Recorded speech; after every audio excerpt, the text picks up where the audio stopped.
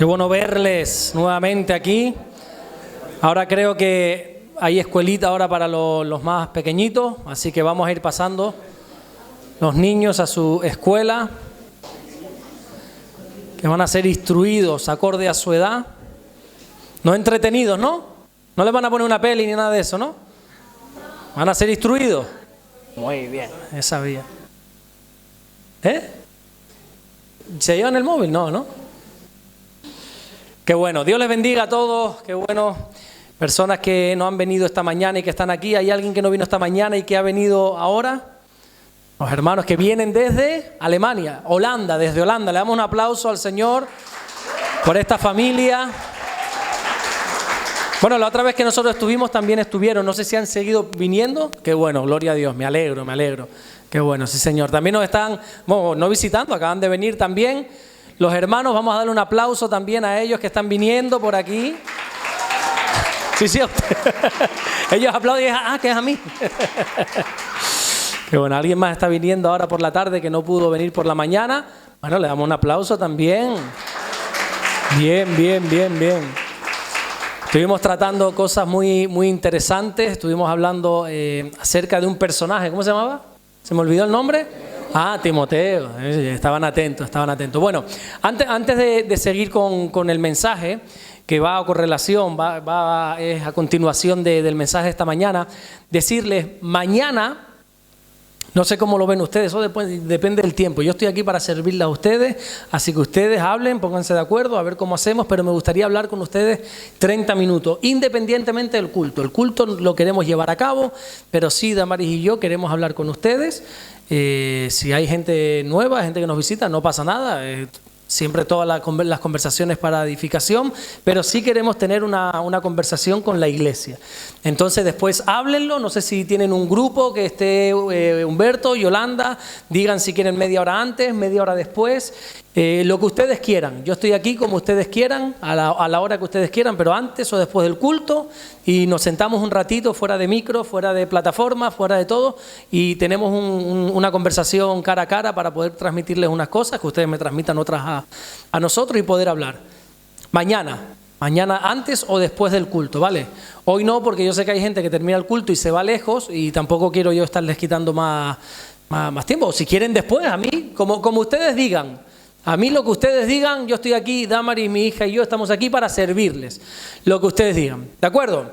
Bueno, ¿qué aprendimos esta mañana? ¿Recuerda? ¿Alguien recuerda más allá del personaje que estuvimos tratando, que muy bien, fue Timoteo? ¿Pero alguien recuerda de qué estuvimos hablando? De los niños principalmente, ¿verdad? Tocamos temas importantes de cómo los padres estamos llamados a instruir a nuestros hijos y cómo a veces nuestros hijos, lógicamente, se sienten más atraídos por las cosas de este mundo, pero para eso Dios ha puesto unos padres sensatos, sabios, con cordura, que les pueden decir no, ¿verdad? Aprendimos o recordábamos, mejor dicho, que hay un tiempo para todo, ¿verdad? Y hay un tiempo para saltar, para brincar, para alegrarse, para correr de aquí para allá, para todo, pero que después hay un tiempo donde a los niños hay que decirles, estamos en la alabanza, estamos en la adoración, estamos en la palabra, y este tiempo se respeta, ¿verdad? Aprendíamos que tenemos que orar por nuestros hijos, aprendíamos que vamos a transmitir lo que tenemos, no podemos transmitir lo que no tenemos. Timoteo tenía una fe porque su madre y su abuela tenían una fe no fingida en ellas, y Pablo dice, y estoy convencido que también en ti la hay, porque uno da lo que tiene, y si no tenemos nosotros esa fe, y que tenemos que tener ejemplo en casa. ¿Recuerdan todo eso que habíamos visto? ¿Alguien más se recuerda de algo más que tratábamos? Timoteo era un hombre que agradaba a Dios, su nombre significa temeroso de Dios. Veíamos ejemplos que la Biblia habla de los adolescentes, de los jóvenes, como jóvenes y adolescentes Dios los usaba, Dios los llamaba desde su temprana edad. Veíamos el caso de Samuel, veíamos el caso de David, veíamos diferentes casos de José, cómo José siendo un adolescente Dios le dio visiones. Como Daniel, por ejemplo, siendo un joven ya Dios puso sus ojos en él antes de que el mundo lo hiciera. Y veíamos que la juventud no está reñida con la integridad con Dios, ¿verdad? De hecho hay un versículo que citábamos que dice que le es bueno al hombre llevar el yugo del servicio desde que es niño. Es muy bueno que los niños sirvan al Señor. Amén. Y ahora vamos a tratar, ciñéndonos en Timoteo. Vamos a tratar, ya les digo, es un tema un tanto incómodo quizá para tratar. Es un tema donde tratarlo desde aquí es muy difícil porque vamos a tocar unos temas familiares y cada familia es un mundo, ¿verdad? Nosotros podemos hablar, enseñar abiertamente, pero siempre hay excepciones que rompen la regla. Siempre hay casos que tú, no, bueno, es que yo aquí, bueno, está bien, pero vamos a enseñar lo que la Biblia dice y después cada tema, cada familia, cada matrimonio, cada persona en particular, bueno, nos deberíamos sentar y hablar larga y tendidamente, con tranquilidad, pero vamos a tocar un tema que es un tanto incómodo, que son las familias disfuncionales. ¿Sabes lo que son familias disfuncionales? Familias donde no es el hombre, la mujer y los niños, sino donde, bueno, pues hay niños que no son de este matrimonio y se han juntado, niños con esto, o una parte del matrimonio es creyente, el otro no, vamos a intentar tocar todas las áreas para ver qué dice la Biblia, o para ver si la Biblia dice algo, porque a lo mejor la Biblia guarda silencio y nos dice, pues que cada uno se las entienda como pueda. Vamos a ver qué dice la Biblia. Para eso vamos a abrir nuestras Biblias en el libro de los Hechos, allí en el capítulo 16, Hechos capítulo 16, versículo 1, y a medida que lo vayas encontrando te pido que te pongas de pie, así no te entra el sueño después del mediodía. Hechos capítulo 16, vamos a leer algunos versículos desde el versículo 1 en adelante. ¿Lo tenemos ya? Si no, ya Sayari también nos lo tiene puesto ahí. Perfecto. Dice la palabra del Señor en el libro de los Hechos, capítulo 16, versículo 1. Después llegó a Derbe y a Listra. Y he aquí, había allí cierto discípulo llamado Timoteo, hijo de una mujer judía creyente, pero de padre griego. Y daban buen testimonio de él los hermanos que estaban en Listra y en Iconio. Quiso Pablo que éste fuese con él, y tomándole, le circuncidó por causa de los judíos que había en aquellos lugares. Porque todos sabían que su padre era griego. Y al pasar por las ciudades, les entregaba las ordenanzas que habían acordado los apóstoles y los ancianos que estaban en Jerusalén, para que las guardasen. Así que las iglesias eran confirmadas en la fe, y aumentaban en número cada día. Amén. Hasta ahí vamos a leer. Señor, gracias por tu palabra.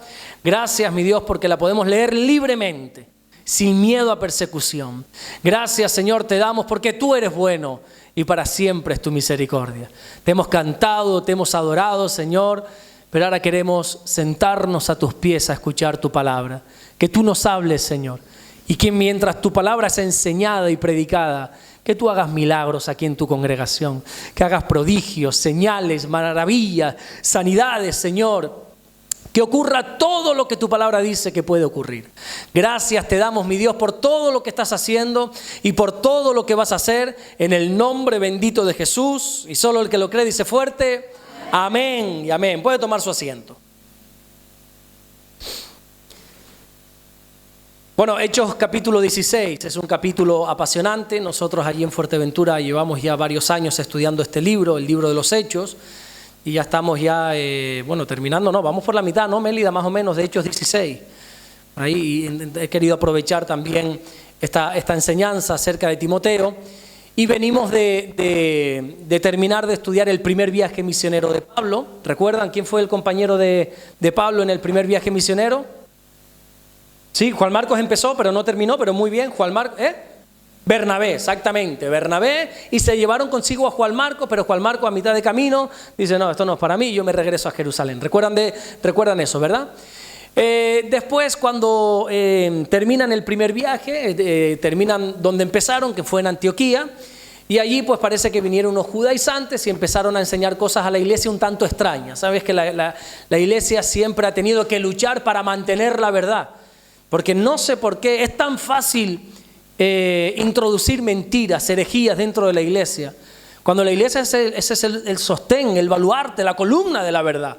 Nosotros deberíamos estar empapados de la verdad para que cuando escuchemos algo que sea falso decir, no, eso es un error. Tú sabes, por ejemplo, cómo se detectan los billetes falsos. ¿Cómo se detectan los billetes falsos? Solo hay una manera para ser totalmente efectivo. Conociendo la verdad, exactamente. Ejemplo, en España, no sé cómo se llama aquí, el organismo que vende los cupones, se le dice la ONCE, Organización Nacional de Ciegos de España, ONCE. Las personas invidentes, las personas que no tienen visión, los ponen a vender cupones, ¿verdad? Y ahí uno dice, esto es fácil colarle un billete falso. No, todo lo contrario, es lo más difícil del mundo colarle un billete falso, porque a ellos los entrenan tocando y manipulando los billetes verdaderos. A ellos no les ponen falsos en la vida, sino se les pone constantemente los verdaderos, y a medida que tratan con ellos, que los manipulan, que todo, desde que tú le intentes introducir uno falso, él dice, no, error, este no es verdadero, y lo rechaza. Así debería ser la iglesia, empapados de la verdad, caminando en la verdad, para que desde el mismo momento que alguien, ya sea desde aquí, sea desde allí, sea desde donde, intente introducir alguna mentira, decirle, no, eso es un error. Sin embargo, todos sabemos que no es así. Que muchas veces dentro de las congregaciones se cuelan enseñanzas un poco raras, enseñanzas que a medida que la gente tiene comezón de oír, pues se meten aquí unas enseñanzas que son quizá apetecibles al oído, pero que nada tiene que ver con el mensaje bíblico, nada tiene que ver con la verdad de Dios. Y la iglesia siempre ha luchado con eso. Bueno, pues para el primer siglo, cuando Pablo termina su primer viaje misionero y está allí en Antioquía, vienen unos judaizantes y empiezan a decirle a los gentiles, a todas aquellas personas que se habían convertido, que eran nuevos creyentes, eran nuevitos en la fe, les empiezan a decir que qué bueno que han conocido a Dios, qué bueno que han entregado su vida a Jesús, pero que se tienen que circuncidar, que tenían que guardar la ley de Moisés, y les empiezan a enseñar todo ese tipo de cosas. Claro, Pablo tenía las cosas claras. Pablo le decía, no, ya no es necesario. De hecho, Pablo es el que más adelante nos enseñaría que ahora ya vivimos por gracia y no por ley, que la salvación es por gracia, que la salvación no es por obra. Es Pablo quien lo va a enseñar, él lo tiene claro. Pero quizás no había como un consenso por parte de todos de qué respuesta tiene que dar la iglesia. Así que se lleva a cabo lo que conocemos como el primer concilio, que es en Jerusalén. Allí van todos los apóstoles a Jerusalén, todos los ancianos que había para aquel entonces, y cientos o miles de creyentes se dan cita en Jerusalén. Te estoy narrando Hechos capítulo 15, que sería muy interesante que lo puedas leer. Y allí pues empiezan a decir, bueno, ¿qué solución le vamos a, qué respuesta va a tener la iglesia frente a estos judaizantes, frente a estas personas que están enseñando? Ahí tiene voz y voto Pedro, por ejemplo, habla Pablo, habla Bernabé, y el último en hablar es Jacobo, que era el pastor de la iglesia de Jerusalén, y entonces llegan a un acuerdo. Y el acuerdo es, bueno, lo primero, no inquietan a los gentiles. Deja a la gente vivir en paz, hombre. No estemos cargando a los nuevos creyentes con tantas cosas. Deja que el Espíritu Santo haga la obra. A veces nosotros queremos ocupar el lugar de Dios y eso no está bien. Y a veces nosotros queremos ocupar el lugar del Espíritu Santo y eso no está bien. ¿Quién es el que convence de pecado? Dice la Biblia. Tu predicación, tu enseñanza, deja eso. ¿Quién es el que convence de pecado? El Espíritu Santo. O sea, la iglesia, instruida por Dios, bajo la sabiduría de Dios, llega a la conclusión que a los gentiles no hay que inquietarles. A los nuevos creyentes, como hemos cantado hoy, vive la vida con optimismo, disfruta la vida en Cristo, que hay libertad en el Señor. Hay un orden, claro que sí, pero no los inquiete. Mira, ahora lo que tienes que hacer es esto y esto y esto y esto y esto. Y al final dice, mira, si lo sé me quedo en el mundo, que estoy más tranquilo, hombre. Entonces, no se metan en eso, le dice la iglesia. Segundo, absténganse de fornicación. Eso es lo que le enseña la iglesia a los nuevos. Absténganse de fornicación, todo lo que tenga que ver con el desmadre sexual, con desorden sexual. Absténganse de eso, de idolatría y de comer sangre. Creo que esto hablamos también la otra vez, o no sé si fue aquí o en Madrid, que compartía acerca de que en el concilio de Jerusalén se llevó a cabo esto. Absténganse de comer sangre. No, es que eso es del Antiguo Testamento. Sí, pero es que el Nuevo Testamento también lo dice. Bueno, ¿y qué pasa con la morcilla? Pues si quieres comer morcilla, come morcilla, pero la Biblia es clara. La Biblia es clara totalmente, que no se debe tomar sangre. Y me voy a ir al infierno por... No, que no te vas al infierno, ni vas al cielo, ni al infierno por obras. Pero seamos rectos. Y la Biblia es clara con referente a ciertas cosas.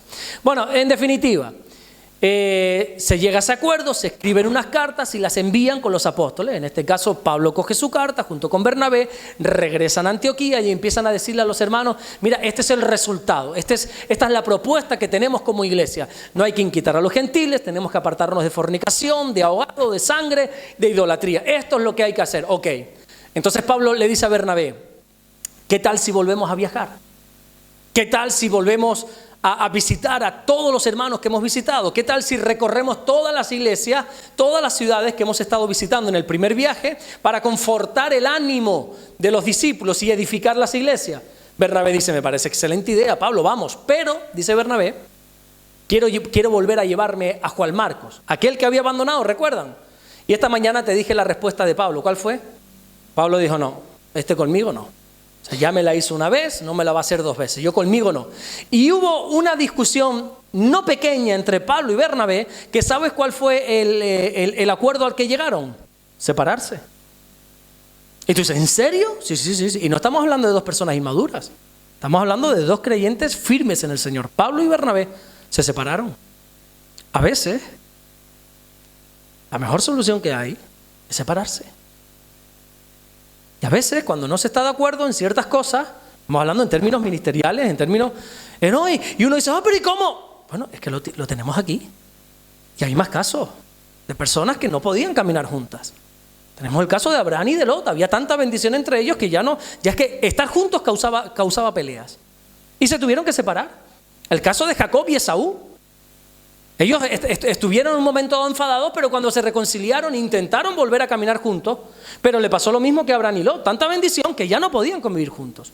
A veces la forma más madura de continuar es separado, sin rencores, eso sí, sin rencores.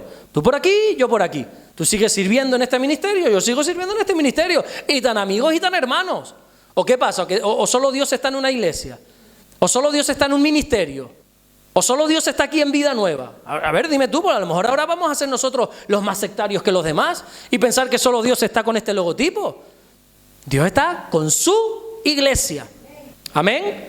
Y qué bueno que mientras nosotros andemos en la verdad, Dios va a estar aquí, pero también está en otros lugares. ¿Sabes que también hay otros hombres de Dios tremendos, fabulosos? Y tenemos hermanos nuestros por toda la faz de la tierra, gloria a Dios. Amén. Entonces dice Pablo, no, yo con Juan Marcos lo siento, pero no, tú toma tu camino. Y dice la Biblia que Bernabé tomó a Juan Marcos y se fue. Ahí le perdemos el rumbo, ya no sabemos más de Bernabé y Juan Marcos, dónde siguieron. Y Pablo decide comenzar este nuevo proyecto, este segundo viaje, con un hombre llamado Silas. Silas es un discípulo que salió de Jerusalén juntamente con él. De Jerusalén salió Pablo, Bernabé, Silas y un tal Judas, y llegaron allí a Antioquía. Ya te he dicho que Bernabé se va, Judas regresa a Jerusalén, y entonces Silas pues se queda ahí con Pablo diciendo, venga, yo voy contigo. Y ahí empiezan a visitar nuevamente a todos los hermanos. Y van por aquí y le van diciendo, mira que ahí en Jerusalén lo que se dijo es esto, se llegó a esta conclusión, a la otra, bueno, me parece bien, se iban a otro lugar. Y así empezamos a conocer lo que es este segundo viaje misionero de Pablo. Pasan a Derbe, pasan a Listra, y cuando llegan a esta ciudad de Listra, es allí donde conocen a un joven llamado,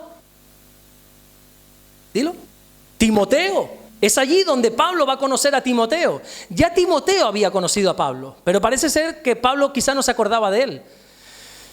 ¿Quién es Timoteo? Ahora te voy a explicar lo que te he dicho ahora, pero vamos a ver quién es Timoteo. Timoteo nace en Listra, lo que hoy es Turquía, era turco. Era hijo de un padre que era griego, no era judío, por lo tanto era gentil, y de una mujer llamada Eunice, que sí era judía y además era creyente. Ella dejó el judaísmo para abrazar la fe cristiana, se convirtió al Señor.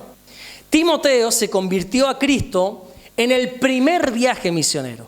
En este segundo es como que Pablo ya tiene un encuentro personal con él y hablan y lo conocen, pero ya Timoteo se había convertido en el primer viaje misionero y se convirtió con Pablo. De hecho, Pablo le denomina en 1 Timoteo 1:2 mi verdadero hijo en la fe. Es decir, yo espiritualmente hablando, entiéndame por favor, yo he parido a este. Yo he formado a este. Este es mi hijo en la fe, dice Pablo.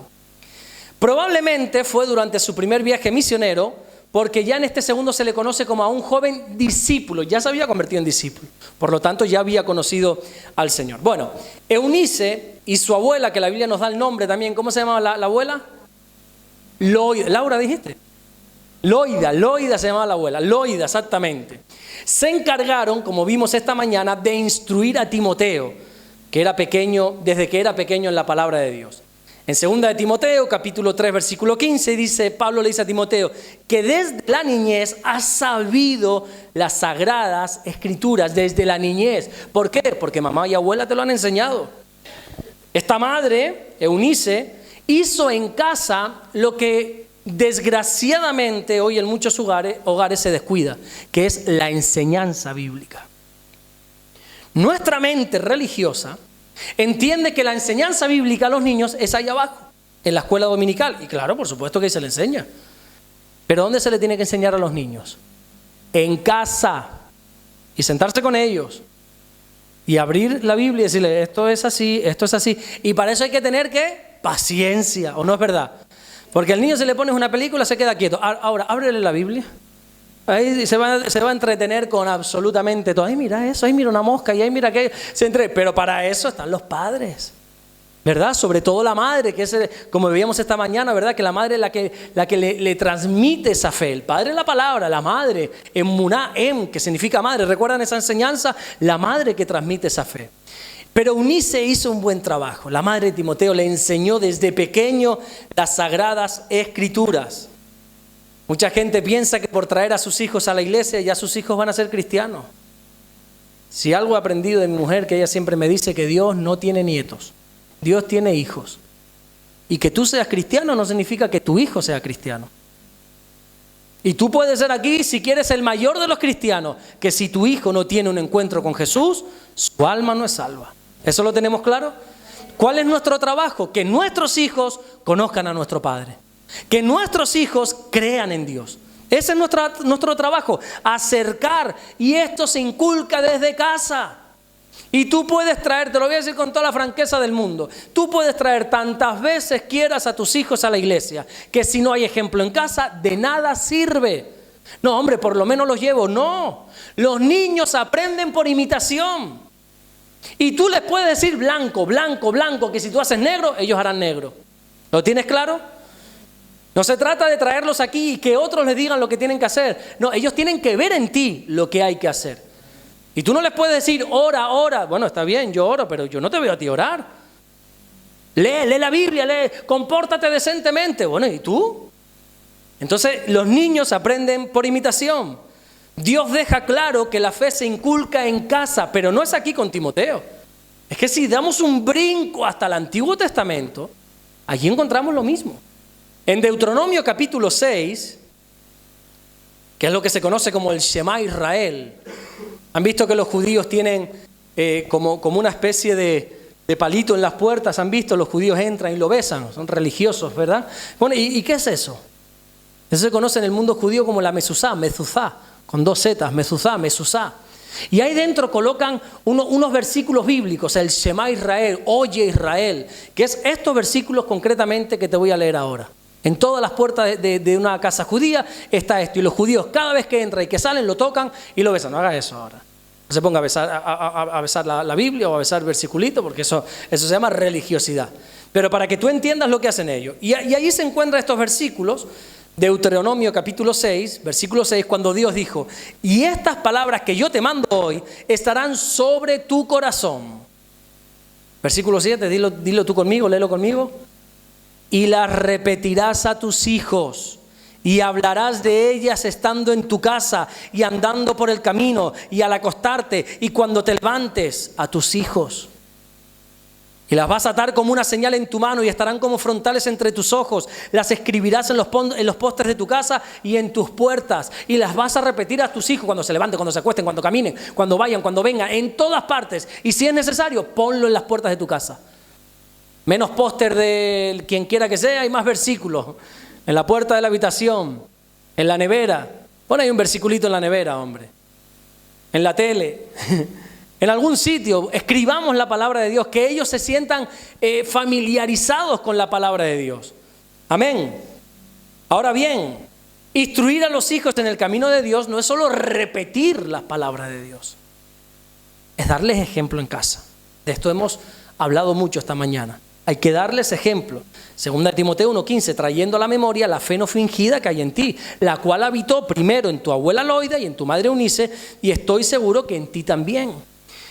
¿Sabes ese versículo muy conocido cuando dice, instruye al niño en su camino para que cuando fuere viejo no se aparte de él? ¿Sabes qué significa la palabra instruir? Se lo compartí esta mañana a una hermana. Esa palabra instruir la usaban las parteras de Israel. Cuando el niño no tenía el deseo de ser amamantado, de mamar del pecho materno, en aquel tiempo no había otra opción, ¿no? Como decía esta mañana, no estaba la leche de fórmula, un biberón, ¿no? Tenías que beber del pecho materno.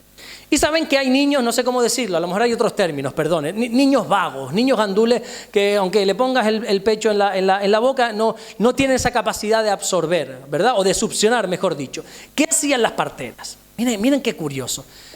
Ellas cogían dátiles y miel y hacían como una especie de ungüento, como si fuera una especie de mermelada, por así decir, y la machacaban en el dedo y con eso tan dulce se lo untaban en el paladar al bebé. El bebé cuando sentía eso, tú sabes, tú no recuerdas cuando le dabas esos primeros sabores a tus hijos, las caras que ponían, cuando salían del biberón y le dabas por fin algo de fruta, ¿sabes? Y ponían esa cara. Bueno, imagínate un recién nacido que tú le ponías eso ahí, los niños hacían... Y les provocabas un deseo y ahí la partera cogía el pecho de la madre, ¡pum!, y se lo ponía. Y acababa de provocar un deseo en el niño de hacer... Esa es la palabra instruir, provocar deseo. A los hijos no es repetirles la Biblia. El trabajo está en provocarles deseo en las cosas del Señor. Que ellos sientan placer. Que ellos sientan el deseo de estar aquí y no allí. Ese es el trabajo, que es duro trabajo por otra parte. Pero es el trabajo, es la sabiduría que le tenemos que pedir a Dios de Señor, yo no es que los quiera llevar a la iglesia. Yo quiero que sientan deseo de estar en la iglesia. Ese es nuestro trabajo. Que ellos se deleiten de estar aquí. Que ellos tengan placer, que ellos hagan el deseo de estar aquí. Ese es nuestro trabajo. Pero para eso tenemos que darles ejemplo. ¿Estamos dando ejemplo a nuestros hijos en casa? ¿Estamos dando ejemplo? ¿Estamos siendo ejemplo para nuestros hijos? Un hogar donde se habla de Dios pero no se vive a Dios, lo único que vas a criar son hijos religiosos, no discípulos. Vas a criar niños religiosos que saben lo que tienen que hacer, pero no aman lo que tienen que hacer. Eso se llama religiosidad. Timoteo no tuvo un hogar perfecto. Alguno podría decir, bueno, es que Timoteo, claro, él se convirtió en esto, un gran personaje de la Biblia, Dios puso sus ojos sobre él, Pablo mismo lo instruyó, porque claro, sus padres, no. Timoteo viene de una familia un poco disfuncional espiritualmente hablando, una familia complicada. La Biblia dice que su madre y su abuela, por parte de madre, eran creyentes, pero papá no. Su padre no era creyente. De hecho, era hostil a esta fe. Era griego, él venía de una cultura griega, era gentil. Y esto lo sabemos porque no permitió a Timoteo que fuera circuncidado. Porque tú dices, bueno, no creo en Dios, pero Eunice, ¿tú quieres circuncidar al niño? Circuncídalo. No, a mi hijo tú no lo circuncidas. Yo no me quiero ni imaginar los pleitos en esa casa entre Eunice y el padre de Timoteo, que por cierto la Biblia no pierde el tiempo ni en decir su nombre. El padre simplemente, el padre de Timoteo. Imagínate las luchas, ¿no? Eunice seguro desesperada, yo quiero circuncidar al niño, yo quiero llevarle a las cosas del Señor. No, mientras yo viva, no. Casualmente, se habla del padre Timoteo para esta época en tiempo pasado, probablemente falleció. Por eso ya Timoteo tuvo como el camino libre, ¿no? para servir al Señor. Pero Timoteo no lo tuvo fácil, él no venía de una familia donde todo era perfecto, donde los padres eran creyentes, donde sus padres estaban apasionados por el Señor. No, el padre estaba reacio a esto. Dice la Biblia en Hechos 16:13, quiso Pablo que éste fuese con él y tomándole, le circuncidó por causa de los judíos que había en aquellos lugares, porque todos sabían que su padre era griego. Todos sabían que su padre estaba en contra de esto y que Timoteo no estaba circuncidado. Al padre de Timoteo, si quieres aprender algo de él, solo lo vas a encontrar aquí, en Hechos capítulo 16. De aquí en adelante desaparece de la historia bíblica. De hecho, el tiempo verbal que usa Lucas, cuando dice su padre era griego, nos da a entender que ya el hombre pues se fue. ¿Dónde? Como decimos, bueno, no voy a decir la expresión que decimos en España. Cuando el hombre desaparece decimos se fue a por tabaco. ¿Verdad, Domingo? Así decimos ahí y nunca regresó, no volvió más.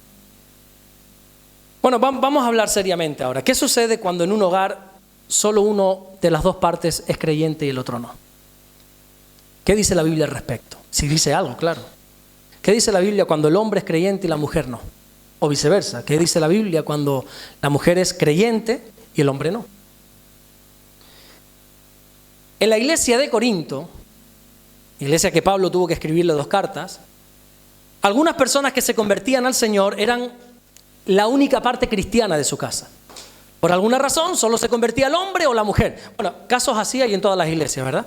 Que solo el hombre es el cristiano o solo la mujer es la cristiana. Casos así, cada vez que tú visitas una iglesia, siempre hay personas, oye, gloria a Dios que tú tengas a tu esposo y a tu esposa y a tus hijos en el Señor. Pero sabemos que no siempre es así. Y por estadística, casi siempre es la mujer la que conoce al Señor. En toda iglesia, bueno, solamente tienes que mirar aquí, el 70% son mujeres y el 30% son hombres. Ahora, ese 30% valemos bastante más, ¿verdad? Eso, mira, eso no es aquí en Bruselas, eso vas a Fuerteventura y pasa lo mismo, vas a Madrid y pasa lo mismo, vas a Tenerife y pasa lo mismo, en todo lugar siempre pasa lo mismo, hay bastantes más mujeres que hombres. Pero bueno, eso es por estadística, no quiero decir que sea así siempre. A veces es el hombre, hay casos en la iglesia que conocemos, que es el hombre el que conoce al Señor, pero la mujer no quiere saber nada. ¿Qué sucedía ahí en Corinto? Bueno, lo que sucedía es que cuando la mujer conocía al Señor y su esposo no quería saber nada, ¿sabes lo que hacía la mujer? ¿Qué crees que hacía? Se separaba, lo dejaba. Ah, que tú no quieres saber nada con Dios, pues yo no quiero saber nada de ti. Y lo abandonaba. Así dice la Biblia. ¿Qué sucedía en el caso contrario? Cuando el hombre conocía a la mujer cuando el hombre conocía al Señor y la mujer no quería saber nada, el hombre la dejaba. Y entonces Pablo tiene que intermediar. Pablo tiene que enviar una carta y decir, escucha, espera, qué bueno ese fervor y esa pasión que tienen por el Señor, pero hagamos las cosas con orden, hombre. Escuché una cosa, que esto no es tan así como parece, dice Pablo, y tiene que escribir, y dice ahí en 1 Corintios, capítulo 7, versículo 12, si algún hermano tiene mujer que no sea creyente y ella consiente en vivir con él, ¿qué dice? ¿Cuál es la solución de Pablo? No la abandone, hombre.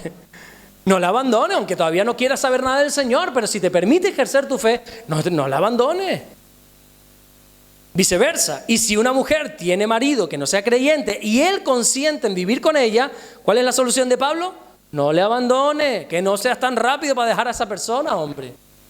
Porque el marido incrédulo, ahora te da el motivo por el cual Pablo dice no lo abandones, dice, porque el marido incrédulo es santificado en la mujer. Y a la vez, en el lado contrario pasa lo mismo, la mujer incrédula en el marido. Pues de otra manera, vuestros hijos serían inmundos, mientras que ahora son santos. Lo primero que se debe dar o mirar en un matrimonio que solo una de las dos partes es creyente es qué postura tiene el no creyente referente a tu fe. No es que mi marido no quiere saber nada de Dios, vale, eso ahora mismo no importa. Pero referente a tu fe, ¿qué dice tu marido? No, a él le da lo mismo, él me deja orar. Ah, entonces consciente en que tú vivas tu fe. No la abandones. No, es que yo conocí al Señor y ahora mi mujer no quiere saber nada. Vale. ¿Qué dice tu mujer referente a tu fe? A ella le da lo mismo. Yo mientras trabaje y eso, a ella le da lo mismo. Ah, consciente en que seas creyente, no te pone pegas, no te pone impedimentos. Pablo dice, no la abandones. Ahora, ¿qué pasa si conoces al Señor y tu esposo te dice, en esta casa no se ora? Tú no vas a la iglesia. Mientras yo sea tu esposo, aquí Cristo no va a reinar. Y a mis hijos no les estés enseñando esa Biblia. Aquí en esta casa no se va a orar antes de comer. Y mi hijo no va a ser circuncidado. ¿Entiende lo que estoy hablando, no? Hay casos así, más de lo que piensas. Nosotros tenemos una hermana, no dar datos, tenemos una hermana que fue a un retiro con nosotros. ¿Te acuerdas, Mélida, verdad? Y Damaris, por supuesto, se acuerda también. Y la veíamos un tanto seria y le decíamos, oye, pero ¿y por qué estás seria si estamos aquí en un retiro? Dice, porque yo he salido de mi casa y ahora no sé si voy a tener dónde volver. ¿Y por qué? Porque mi marido me amenazó. Y me dijo que si yo me atrevía a irme de retiro con ustedes, con la iglesia, que me cambiaba la cerradura y que nunca más volvería a entrar. Yo le dije, olé tu fe, que estás aquí. Y sabes lo que sucedió, ¿verdad? Cuando terminó el retiro, el marido fue quien le abrió la puerta. Pero hay casos donde el hombre y la mujer, normalmente no sé por qué es más el hombre el que impide, porque se siente como que tiene más autoridad. Hay casos donde el hombre dice, no, en esta casa no se ora. Y tenemos casos en la iglesia de madres que enseñan a orar a sus hijos a escondidillas. Y que enseñan a orar a escondidillas del marido, del padre. Y que solo se escuchan alabanzas cuando el Padre no está. Cuando no está, ni se te ocurra poner a Marcos Witt ni a nadie de eso, porque entonces ya eso es motivo de pleito constante. Que el no cristiano, aunque no sea creyente, si no se opone a tu fe, no te separe. Todavía puede haber esperanza en ese matrimonio. ¿Qué hacer si el incrédulo no consiente? Esa sería la pregunta. Hemos visto que si la parte que no cree en Dios te permite ejercer tu fe, Pablo dice, no te separes. No, olvídate. Están entendiendo los términos de divorcio y separación. Separación es separarte pero sin divorciarte legalmente. Te puedes separar, no divorciar, ojo. Pero ¿qué hacer si el incrédulo no consiente ni aprueba la fe, pero tampoco se separa? Estos casos de no, aquí no se ora, aquí no se hace y tú no vas a la iglesia, pero por alguna extraña razón quiero seguir contigo. ¿Qué hacer? Díganme ustedes, ¿qué hacer ahí? ¿Qué creen ustedes que hay que hacer en esos casos? Dime, Edwin. Separar un tiempo, dice Edwin.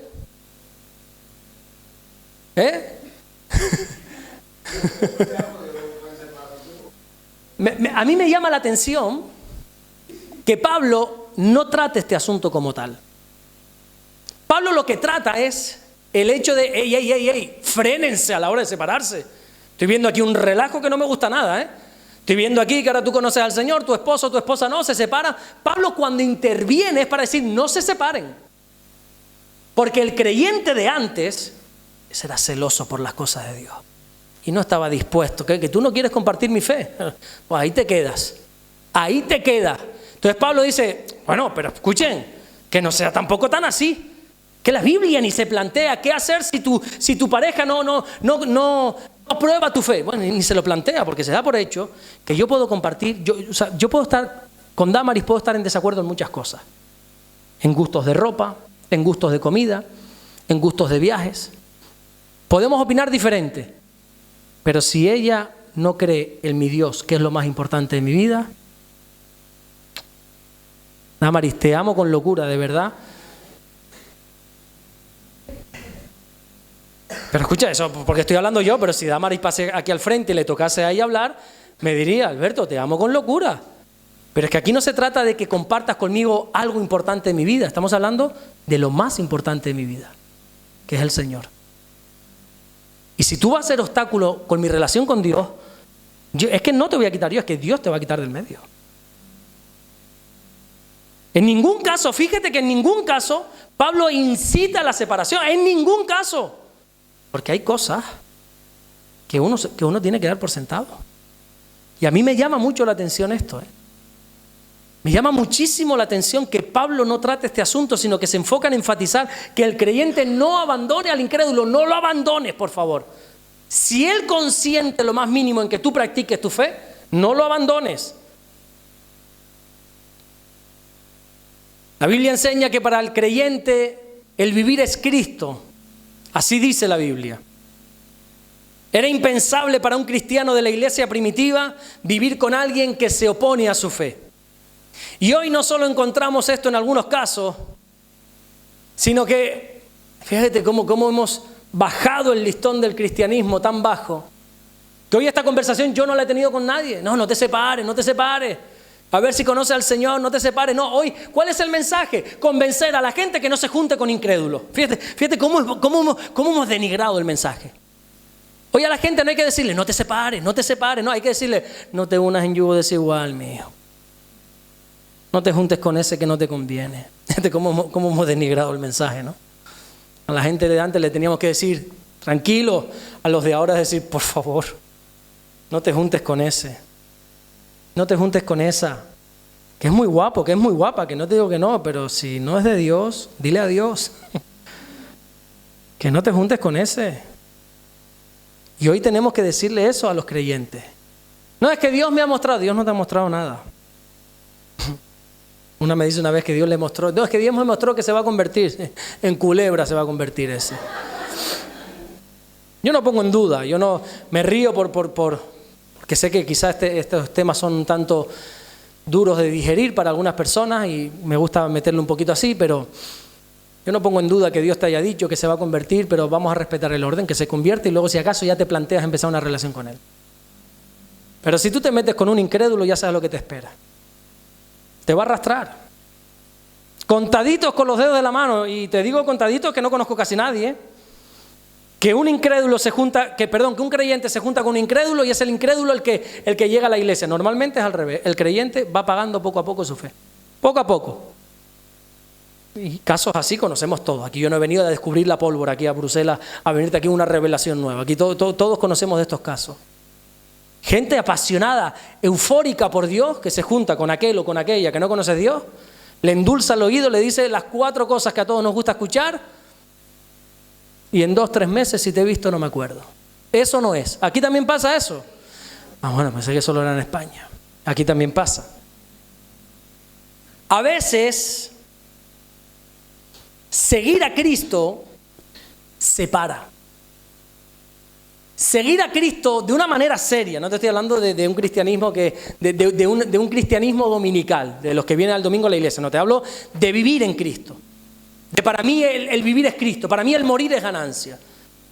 Te hablo de una relación de Juan el Bautista, es necesario que yo mengüe para que Cristo crezca. Te estoy hablando de ese tipo de cristianismo. Yo el cristianismo de cristal que hay ahora, yo no te estoy hablando de ese. Primero porque no lo conozco y segundo, no voy a perder mi tiempo en enfocarme en eso. Te hablo del cristianismo que la Biblia nos presenta. A veces seguir a Jesús separa y divide a las personas. Pero es que no lo digo yo. Mateo capítulo 10, versículo 34, Jesús, que es el que dijo estas palabras, dice: no penséis que he venido para traer paz a la tierra. No he venido para traer paz, sino espada. Porque he venido para poner en disensión. ¿Sabes lo que significa disensión? Separación, división. He venido a poner en disensión al hombre contra su padre, a la hija contra su madre y a la nuera contra su suegra. Y los enemigos del hombre serán los de su casa. Cuando el cónyuge incrédulo es piedra de tropiezo y ejerce su posición para impedir que tú vivas tu fe, ya es cosa tuya, porque en la Biblia no vas a encontrar ningún versículo que te diga sepárate. Es más, todo lo contrario, te dice no te separes, no lo abandones. Pero si tu pareja, esposo, bueno, si estamos hablando de novios, ya ahí sí, ahí ya te digo, mira, estás perdiendo el tiempo. Pero si hablamos de esposo o de esposa, es obstáculo, ¿cómo se dice? Obstáculo en tu fe, piedra de tropiezo, pues chicos, ya está en ti que tú pongas en balanza a quién quieres agradar, a quién le debes tu lealtad y fidelidad. ¿A ese hombre, a esa mujer o a Dios? Eso ya es tu madurez, la que tienes que saber. La Biblia pone sobre ti este peso. No vas a encontrar un versículo que diga esto, ¿eh? Sepárate si el hombre o la mujer. No busques. Bueno, búscalo, pero no lo vas a encontrar. Ahora, Amós capítulo 3, versículo 3 dice: ¿andarán dos juntos si no estuvieran de acuerdo? No. ¿Se puede andar juntos si no estamos de acuerdo? No. Evidentemente no. Podemos estar en desacuerdo, vuelvo y repito, en cosas triviales, en cosas, bueno, a mí me gusta más esto, a mí me gusta más lo otro, yo prefiero este coche, tú el otro. En este tipo de cosas se puede ir. Pero yo no puedo andar con alguien que no está de acuerdo con lo más importante de mi vida. Y entonces yo tengo que poner en balanza mi relación con Dios o mi relación con el hombre. O con la mujer, entiendan. Y si la relación con ese hombre o esa mujer pesa más, puede ser que entonces sea porque no has conocido verdaderamente a Jesús. Aquí nunca, ni en la Biblia, ni en ningún púlpito medianamente serio, se te va a decir sepárate. Nunca, todo lo contrario. Siempre todas las consejerías, todos los mensajes, todas las enseñanzas es reconciliación, restauración. Dios es un Dios de familia. Dios hace habitar en familia, siempre. Pero llega un momento que tienes que tomar una decisión. Y a veces, esto ya es mío, a veces es mejor estar solo que mal acompañado. Escúchame, esto es una cosa mía. Y te lo digo quizás desde una posición que no tengo el derecho de decirlo, porque yo estoy casado, felizmente casado, con la mejor mujer del mundo, y quizás uno está diciendo, tú dices eso desde tu posición. Puede ser, es verdad, puede ser. Pero por lo que he visto por ahí, los pocos años que llevo en el Señor, es mejor estar solo que mal acompañado.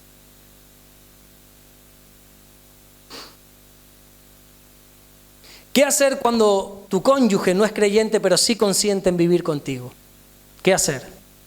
Lo dice la Biblia, no te separes. Si no es creyente, no quiere venir a la iglesia, no quiere orar, pero a ti sí te permite el orar, el que le enseñes eso a tus hijos, el que tú vayas a la iglesia. No es piedra de tropiezo. Pablo dice, no te separes. Vamos a leerlo para que no quede lugar a la duda. 1 Corintios 7:12. Si algún hermano tiene mujer que no sea creyente y ella consiente en vivir con él, no la abandone. No te separe. Que no te separe. Y dice el versículo 13, y si una mujer tiene marido que no sea creyente y él consiente en vivir con ella, no le abandone. Bueno, ¿y por qué tengo que aguantar yo esto? Diría uno. ¿Por qué tengo que aguantar yo a este cabezón que no quiere venir a la iglesia? O a esta mujer que no quiere saber de Dios. ¿Por qué tengo que aguantarlo? Pablo te dice el motivo.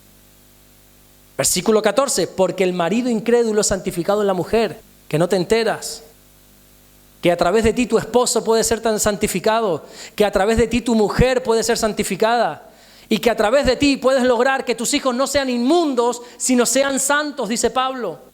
Vamos a leerlo bíblicamente, porque el marido incrédulo, versículo 14, es santificado en la mujer y la mujer incrédula en el marido, pues de otra manera vuestros hijos serían inmundos, mientras que ahora son santos. Amén. ¿Dudas, preguntas hasta aquí? ¿Hay alguna duda, alguna pregunta? Bueno, y uno puede decir, ¿vale? ¿Y qué significa que el marido o la mujer sea santificado? O sea, a mí me han enseñado siempre que el que santifica es Dios. Y ahora dice que es santificado por la mujer. No, escúchame. Esto no significa que el incrédulo vaya a ser salvo por tu fe. No. La salvación es personal. ¿Ok? Es totalmente personal. Pero si con tu buen testimonio, con tu buen hacer, con tu buen obrar, puedes provocar el deseo en que esa parte quiera conocer de Dios. Y puedes traer santidad a tu casa. Y puedes traer santidad sobre tu marido. Y puedes traer santidad sobre tus hijos, aunque ellos no quieran saber nada. Yo conozco, bueno, digo yo, pero todos ustedes conocen casos de padres creyentes que sus hijos no quieren saber nada de Dios, están en rebeldía totalmente, pero los padres siguen santificándola. A mí me da igual lo que hagas de puertas para afuera, de puertas para adentro no se escucha esa música. Y estamos santificando a nuestros hijos. Y de puertas para adentro, aquí no se dicen esas palabrotas. No, pero es que las digo en la calle, me parece estupendo, de aquí para adentro no. Y al marido se le dice, de ahí para afuera te puedes beber hasta el agua de los floreros, en esta casa no. Y a la mujer lo mismo, de ahí para afuera puedes hacer lo que quieras, de ahí para adentro no. Y santificamos nuestra casa. Y ponemos orden en nuestra casa.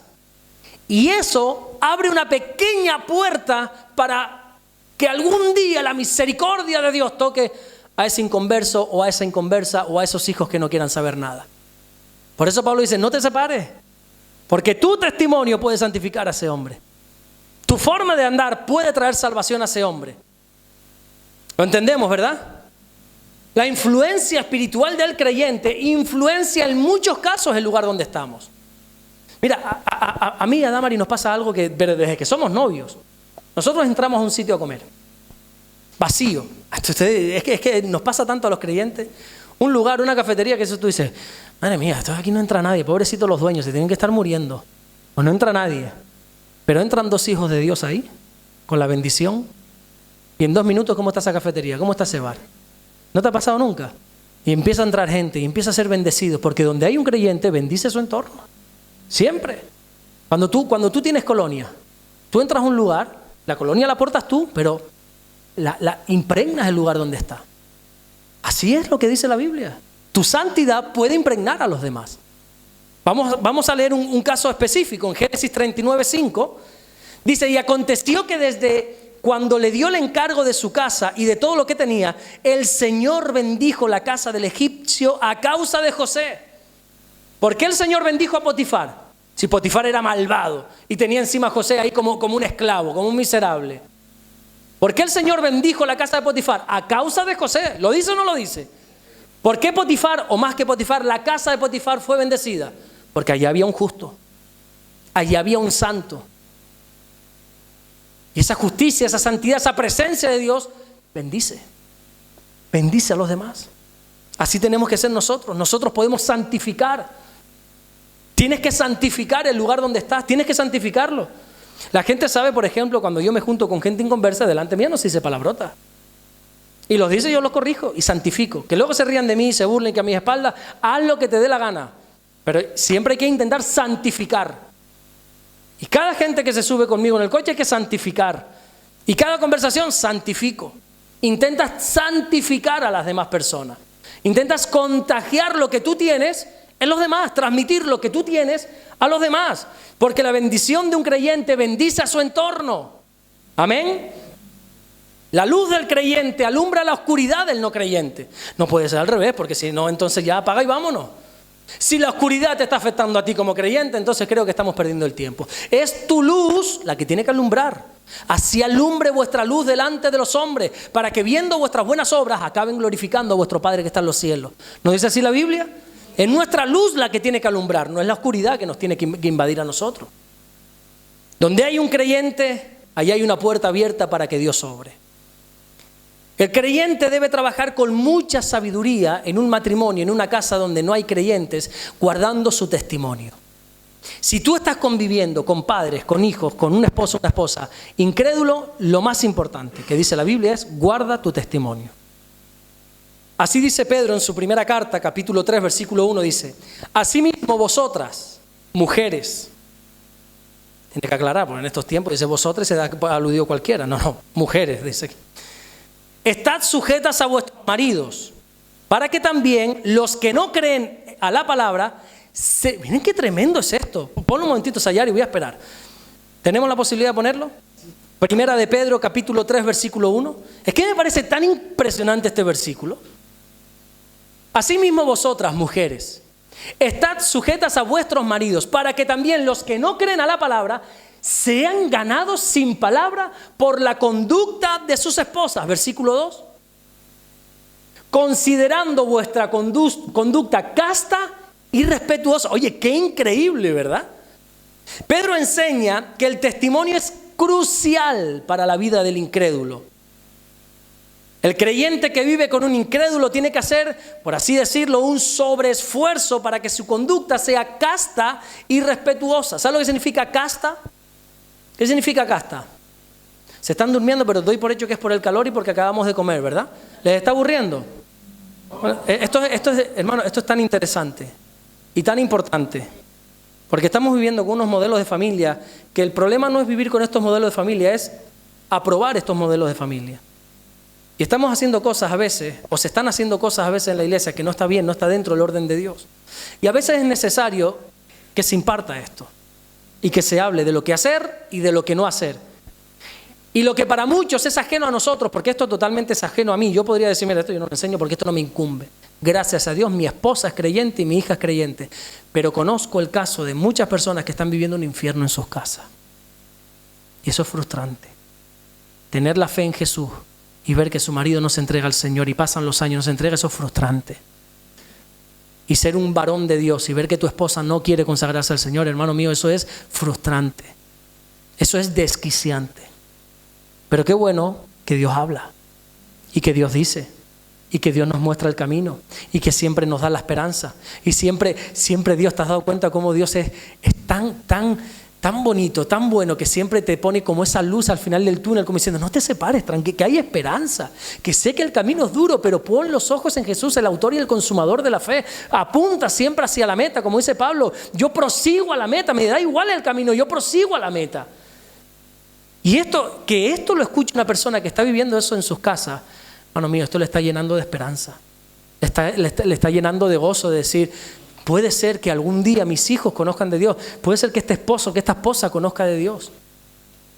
Casta significa, dice que tu conducta sea casta. Casta significa pura, sin mezcla. Es decir, si tú tienes un esposo o una esposa o unos hijos, en este caso está hablando Pedro para el matrimonio, un esposo o una esposa que no es creyente, tu conducta tiene que ser casta, sin mezclas. No puede ser una persona dentro y fuera de la casa.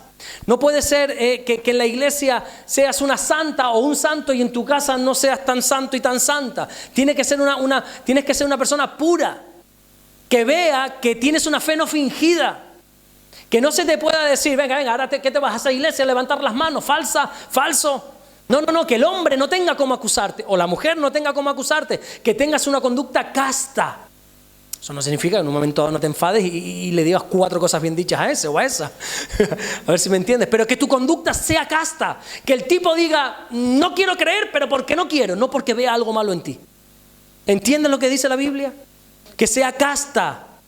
Y casta no se refiere solo al área sexual, que también. Está hablando de una vida íntegra. Sé íntegro en tu casa. Y tu integridad puede ser que traiga salvación a tu casa. Y luego dice que también tu conducta sea respetuosa.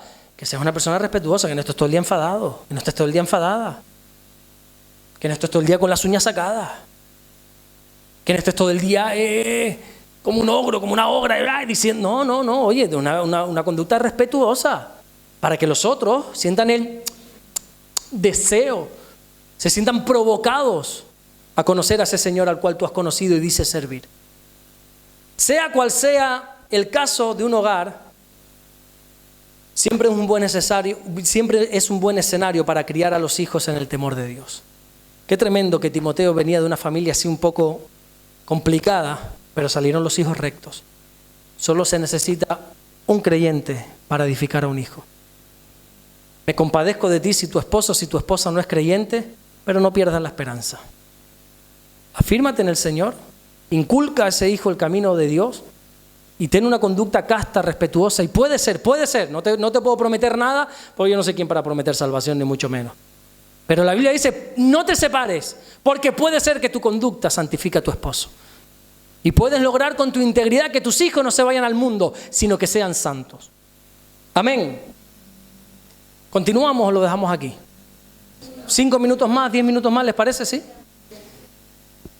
Bueno, en el versículo 2, Hechos capítulo 16, versículo 2, dice, y daban buen testimonio de él los hermanos que estaban en Listra y en Iconio.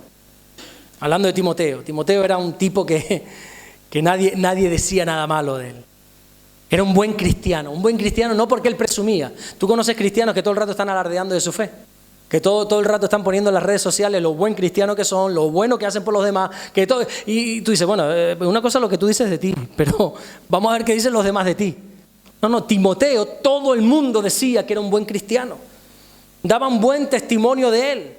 Y una de las cosas más valiosas que una persona puede tener en la vida no es el dinero, no es ni el talento, ni la fama, ni las riquezas, es un buen testimonio.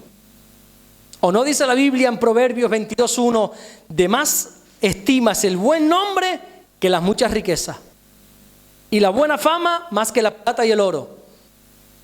Los hermanos de Timoteo daban buen testimonio de él, y yo pregunto, ¿qué testimonio se dice de ti? ¿Qué crees que se dice de ti? Claro, aquí ahora pues solo vamos a tirarte flores, evidentemente, y de mí. No, Alberto, eso es una maravilla.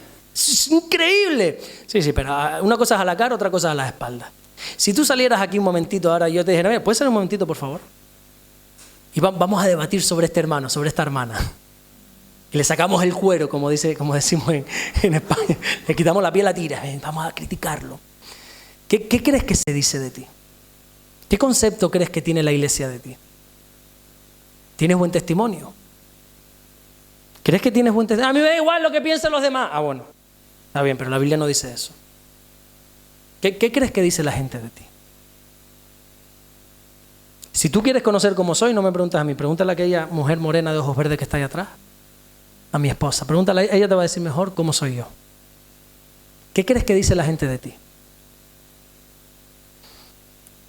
¿Qué opinión tienen los de tu casa de tu fe?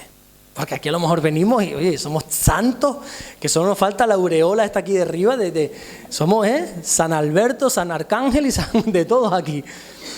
Sí. Pero de puertas para adentro.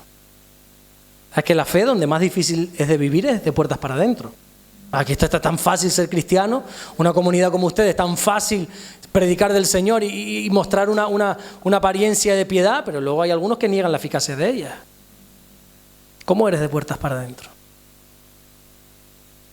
¿Eres tan santo, tan santa, tan cristiano y tan cristiana como aquí? Uy, este silencio me incomoda. Fíjate si Timoteo tenía buen testimonio, que no solamente se hablaba bien de él en su ciudad, que era Listra, sino también en las ciudades vecinas, en Iconio también. Dice el versículo 2, y daban buen testimonio de él los hermanos que estaban en Listra y en Iconio. Yo te pregunto, ¿crees que es importante tener un buen testimonio? ¿Por qué? Es lo que habla de nuestra fe. Somos libros abiertos para las demás personas. porque estamos haciendo su voluntad. ¿No conoces gente que dice, a mí mientras Dios piense bien de mí, me da igual lo que piensen los demás? ¿No conoces gente? ¿Aquí no hay gente así aquí? Mi madre, pues en Fuerteventura se está lleno. Cuando tú le llamas la atención a alguien, me da lo mismo lo que tú pienses, mientras Dios piense. Pero es que a lo mejor Dios te está hablando. Mientras yo esté bien con Dios, la Biblia dice que Dios crecía en gracia para con Dios y para con los hombres. Así dice la Biblia. Es importante tener un buen testimonio. El propio Señor Jesucristo le llegó a decir a sus discípulos, oye, mira, esta gente, ¿qué dice de mí? ¿Quién dicen esto que soy yo? ¿Qué pasa? ¿Que el Señor tenía una baja autoestima y quería que le dijeran cosas buenas? No, el Señor quería saber qué decían. La gente dice, mira, pues aquí unos dicen que eres Elías o que es Jeremías, otro de los profetas, que piensa que soy un profeta. Léete la historia de lo que hizo en aquella ciudad, profetizar nada más. ¿Qué dice la gente de ti? ¿Cuál es la opinión que tienen de ti? Los de tu casa. Si yo me siento ahora con tu esposo y digo, háblame de tu mujer. Si yo me siento con tu mujer y digo, háblame de tu esposo. Esa risa nerviosa, ¿no?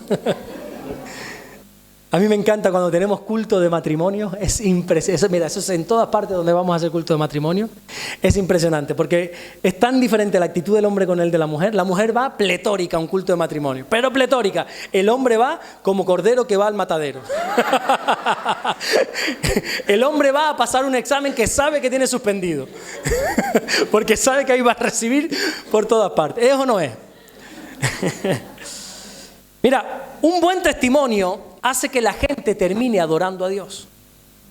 Así dice la Biblia, te lo cité ahora de memoria el versículo, Mateo 5:16. Así alumbre vuestra luz delante de los hombres para que vean vuestras buenas obras y glorifiquen a vuestro Padre que está en los cielos. Un buen testimonio atrae, seduce.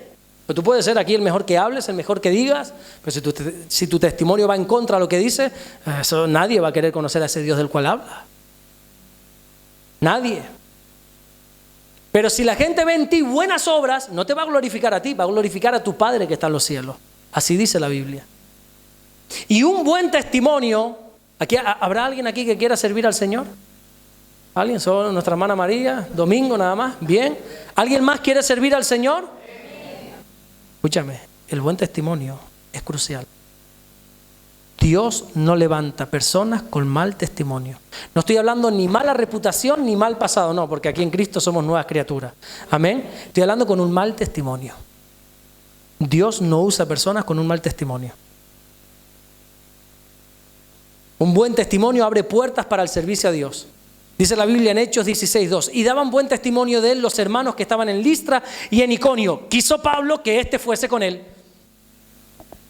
Pablo no escogió a Timoteo por su talento, porque era joven, porque dice, esto lo manipulo yo a mi antojo. No. Pablo escogió a Timoteo por su buen testimonio, únicamente.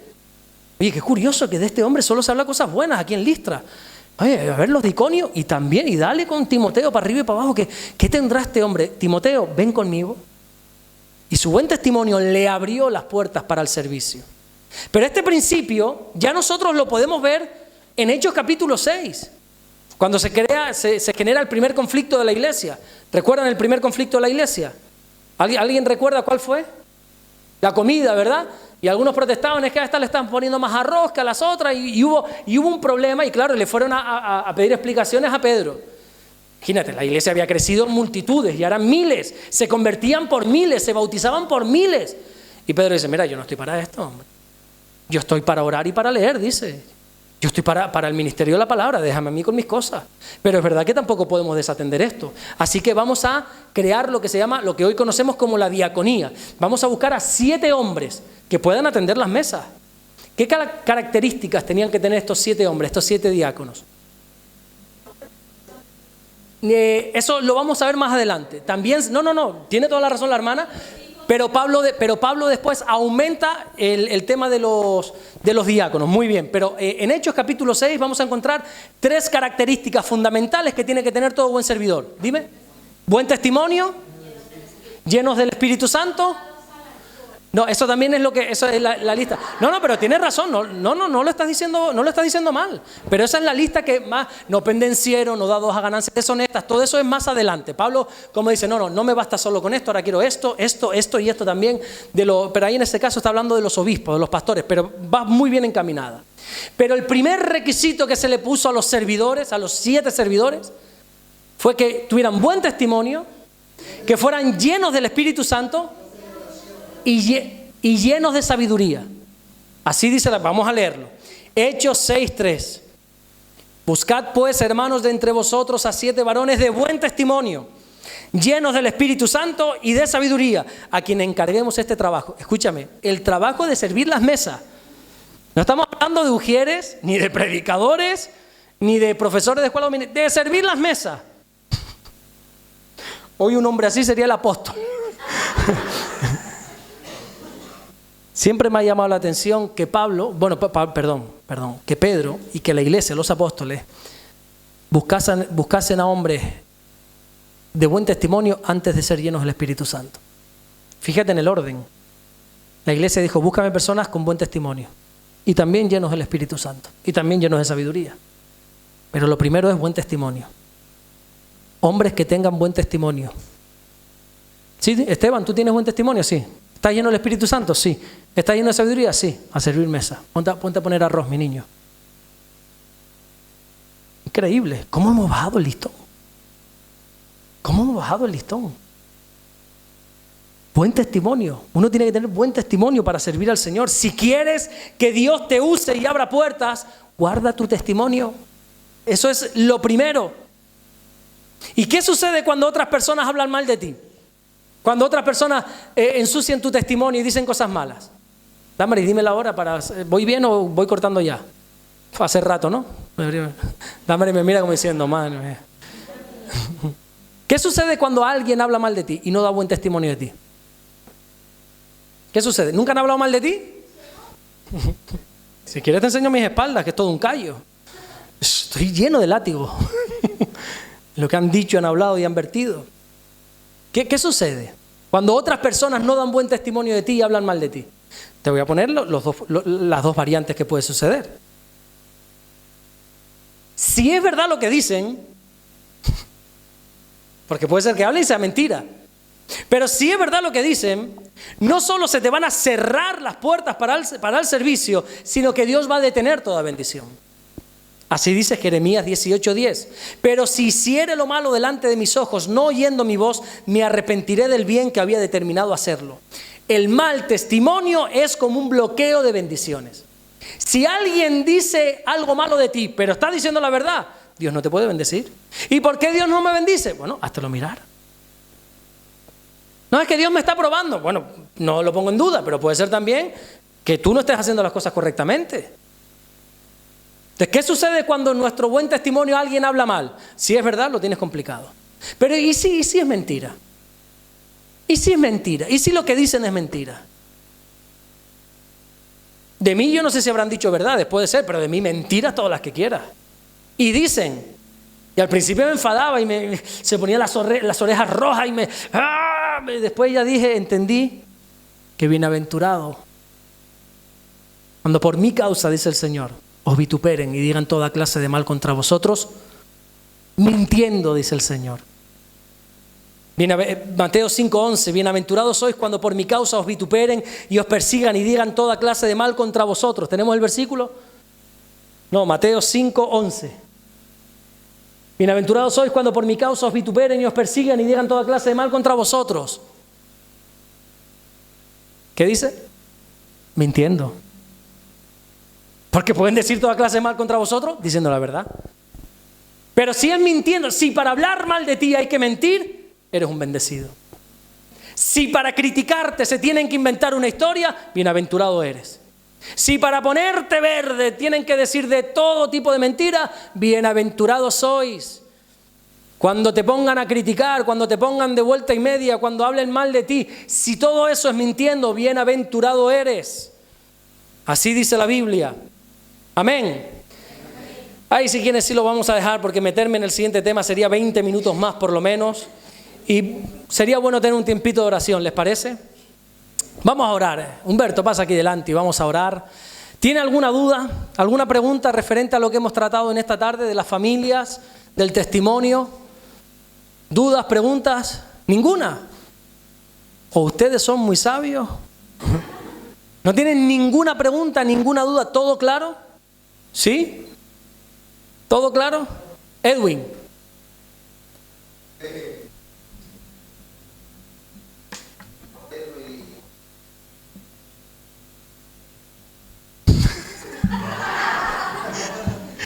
Tú tranquilo que Evelyn ama al Señor. Tú ese problema no lo vas a tener.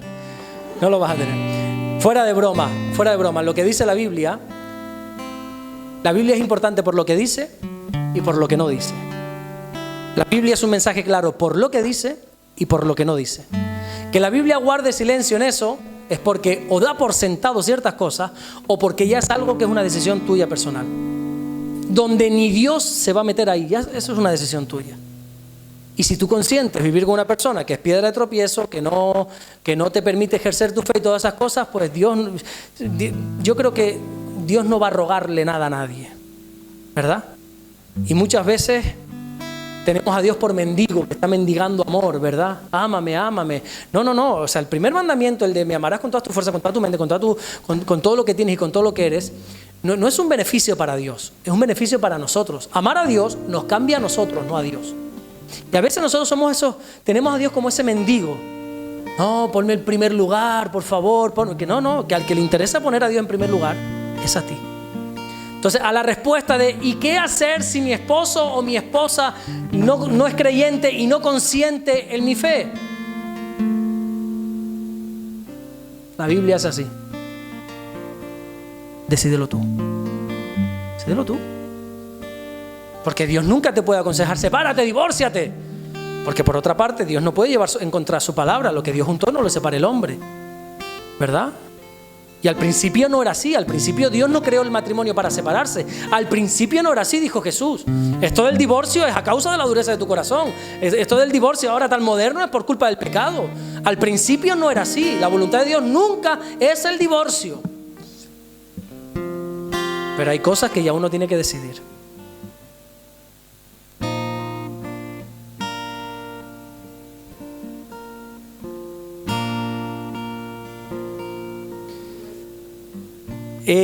Dos cositas que aclarar. Todavía esa parte no estaba escrita, la de no te unas en yugo igual. Y lo más probable, lo que la Biblia no dice uno no lo puede inventar, pero lo más probable es que ella conociera del Señor ya estando casada. Yo me niego a creer que una mujer como Loida, que la Biblia habla de y exalta esa fe no fingida, se case con un incrédulo. Eso es un matrimonio, como tantos hemos habido aquí, que no conocíamos al Señor y hemos llegado al Señor en esa cualidad. ¿Entiende? Esa es mi opinión. La Biblia no lo dice, pero el hecho de que la Biblia exalte la fe de la madre de Timoteo nos da a enseñar que la madre de Timoteo no se iba a juntar con un incrédulo. ¿Vale? ¿Sí?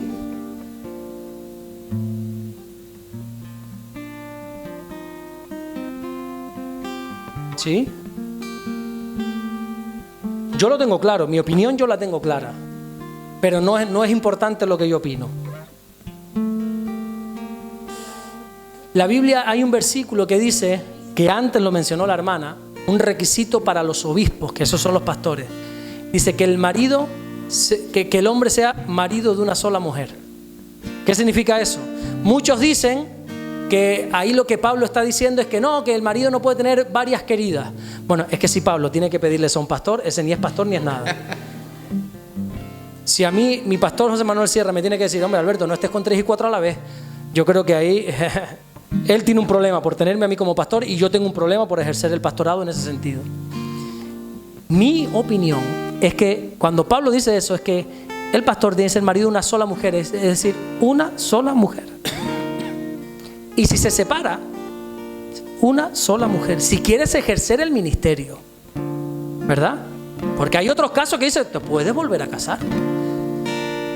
Yo no me iría nunca, esto ya es mi opinión, ¿vale? No digas que la Biblia, el pastor dijo que la Biblia no dice esto. Es mi opinión. La iglesia hemos tenido 2 puntos extremos y nos hemos ido a condenar al divorciado y a atacarlo y a apedrearlo y a tenerlo aquí por un inmundo. Ahí le decías así. Y luego está él, venga, la casa de aquí da lo mismo. Hoy estás con uno, mañana con otro. Y hoy vengo y visito a la iglesia. Ah, mira, y me presentas a tu marido. Y vengo el próximo mes y me presentas a otro marido. No, aquí tiene que haber un orden, ¿verdad? Entonces, mi opinión, un pastor puede estar divorciado. Mi Biblia me presenta a un Dios siempre de restauración. Siempre, siempre de restauración. Pero aún para eso hay un camino establecido por Dios. Hay un camino establecido por Dios. Yo opino que si hay un arrepentimiento genuino, no te estoy hablando ni de vuelta a casar ni de nada, pero que una persona que se haya separado tiene todo el derecho del mundo, si es llamado por Dios y se ha arrepentido y ha habido una transformación, de servir al Señor, pero vamos, faltaría más. Esa es mi opinión. Bueno, espera, estaba la hermana primero, por favor.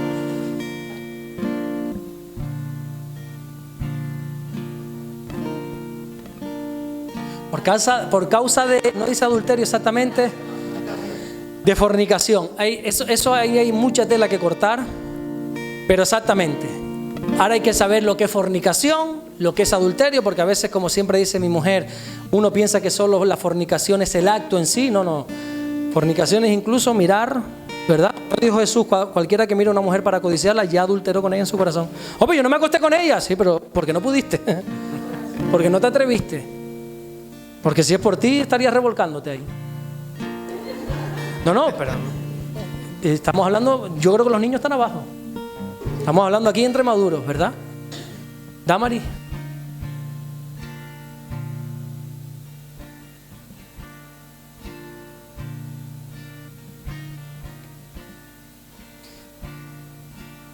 Bueno, Damari y yo hemos tratado varias veces con personas a punto de separarse.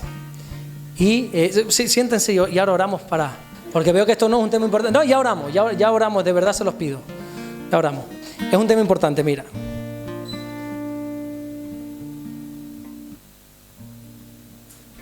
Si tú vienes a mí como pastor o como creyente, vamos a olvidar lo de pastor, como creyente, a pedir consejo, yo siempre le digo lo mismo a los matrimonios. La puerta del divorcio no existe. No es que esté cerrada, no, es que no existe. No existe. Porque si tú vienes a una consejería o estás en el Señor sabiendo que tienes una puerta, porque si se complican las cosas puedo salir por ella, tarde o temprano coges esa salida. ¿No? Hoy no, pero mañana vas a coger esa salida. Cuando las cosas se pongan difíciles, porque hermano, escuché una cosa, que en el matrimonio a veces las cosas se ponen difíciles. ¿Quién está casado aquí? A ver, levanten la mano los casados. Y los cansados, levanten la mano. ¿Cuántos llevan más de 10 años? Más de 20 años. Bueno, ustedes que llevan, vamos a coger el ejemplo de ustedes. Yo no quiero hablar mucho de Yolanda porque como la conozco, no, es que tiene favoritismo. No, ustedes, se les ve que se aman, porque de verdad, que se aman con locura. Pero me atrevo a decir, y sin conocerle, a que han tenido momentos difíciles y malos en el matrimonio. Difíciles. Y a que han tenido incluso momentos donde quizás, no sé si lo han hablado, ni lo sé, ni quiero que lo digan, pero incluso que a lo mejor hasta el tema del divorcio, pues oye, pues se ha planteado, se ha propuesto, que no se ha llevado lo que quiera que sea.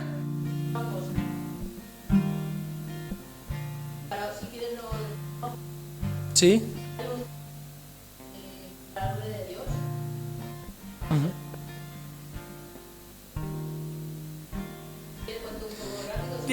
No por intimidad solamente. Sí. Sí.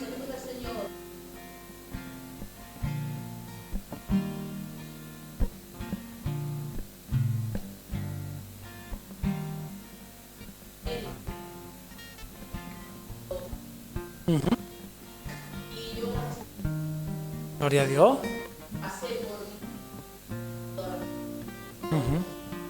Sí.